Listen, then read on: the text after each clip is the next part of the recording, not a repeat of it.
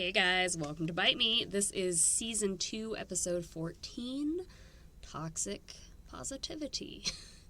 So basically, this episode, we need to take a minute to start with what toxic positivity is. So toxic positivity is like, you've met the typical white woman yoga instructor that's like, I remember people used to tell me, you're so negative, I just can't be around you because your energy is so negative. And this person, okay, it's like, you'll meet these people who will tell you just need to stay positive and just focus on the good. It's like saying, okay, if you're depressed, just don't be depressed. What is that? These are people who have no reason to believe this bullshit in their life. Like, you know right damn well their life is just as miserable as yours. They have no reason to be like, just be positive. And they're like, can't pay their rents.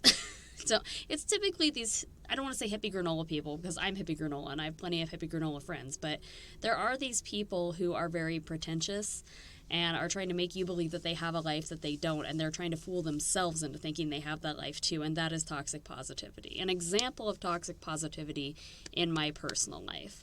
I had just gone through my third divorce from a narcissistic abuser. He had killed my dog, raped me, abandoned us in Disneyland. Awful situation. Me and the kids were about to be homeless, carless. I had to get a job to pay for a home and get a car to take the kids to school and get it all within the same school district as my kids were already in within the course of 3 months' time. So what happened was a person who I thought was a friend ended up taking in my ex-abuser and housing him for the duration of the divorce. This is the man who just killed my dog and raped me, and she took this man in. All right. Obviously, as a narcissist does, he's in that situation with her and her husband. He's going to manipulate the situation to make him look like a better person. So he immediately starts reciting to her every bad thing that I ever said about her, including lots of stuff that wasn't said. He manipulated the situation and made it look like I was being the fake friend. When in truth, these were a lot of statements that were taken out of context. I think one time I had said that, this person posts a lot of things on social media about her life that aren't necessarily accurate. And such is the way of social media. I mean, you'll see I'm sorry, if you went on vacation and you took that many pictures on your vacation and I saw them on Instagram, I refuse to believe that you had that much fun on your vacation. These are the kinds of things that were said about this person, that he took them to her and he intensified. And then what did she do? She proceeded to get drunk, go on the internet, and talk about what a piece of crap I was. All the while, I am navigating how to get out of this abusive marriage, how to get a home, a car, get my kids back in school, and grieving the loss of the dead dog that he murdered.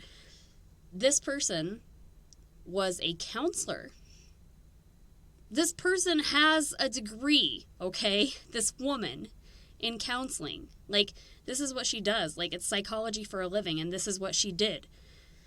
So pretty immediately after she made her social media post about what an abhorrent person I was, she went right back out there the next day, noticing that people were having a visceral reaction to that, hey, aren't you a counselor? This is unprofessional.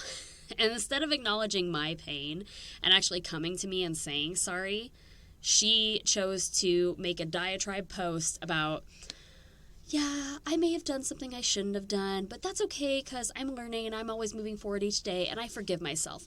Now that is a perfect example of toxic positivity.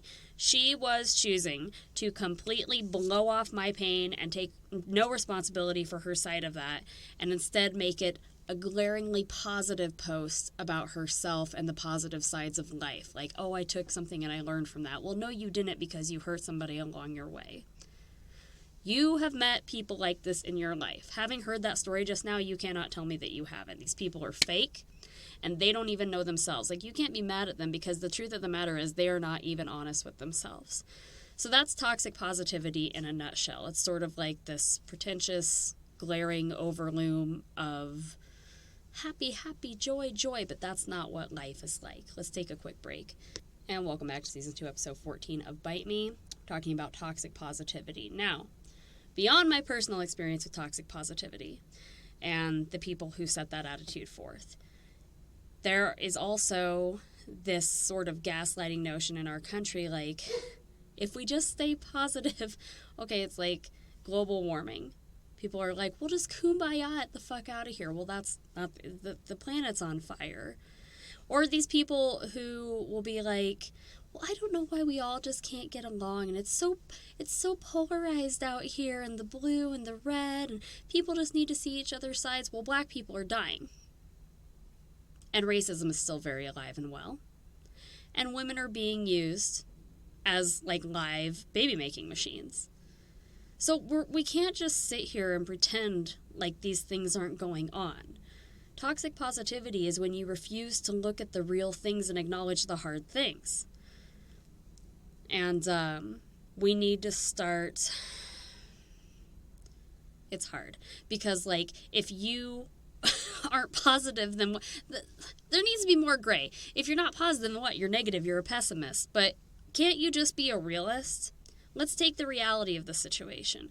People are dying, and people are confused, and these are not good things for our world, so how do we fix them? Like, maybe there doesn't need to be a dictatorship and one set of people in charge. Maybe we all need to work together cumulatively to repair the nation's issues and the world's issues instead of just relying that somebody somewhere along the line is going to take care of it. There needs to be more of a collective. And people want to say that communism doesn't work and all that, but like there's some like 200, I forget the number of sovereign free countries that are doing just fine. Like America really isn't the greatest. But this notion, this toxic positivity, it is toxic because what's going to happen if you continue to say, well, yeah, but this, and the sun still comes up. You are gaslighting yourself to believe that things are okay when they're not. And the end of that is like you're going to be met with the reality whether you like it or not. That woman who made those posts about me, like I wasn't the only one that she did that to. And eventually people started to take notice of that. And eventually places wouldn't hire her. Or if they did, they'd only hire her for a certain category of thing because they knew that she had poor emotional control. It's actually a sign of great emotional immaturity to gaslight into toxic positivity and not accept the reality of your actions, of the world's actions, and what's actually going around you. You can't foster change in an environment like that. You can't do it.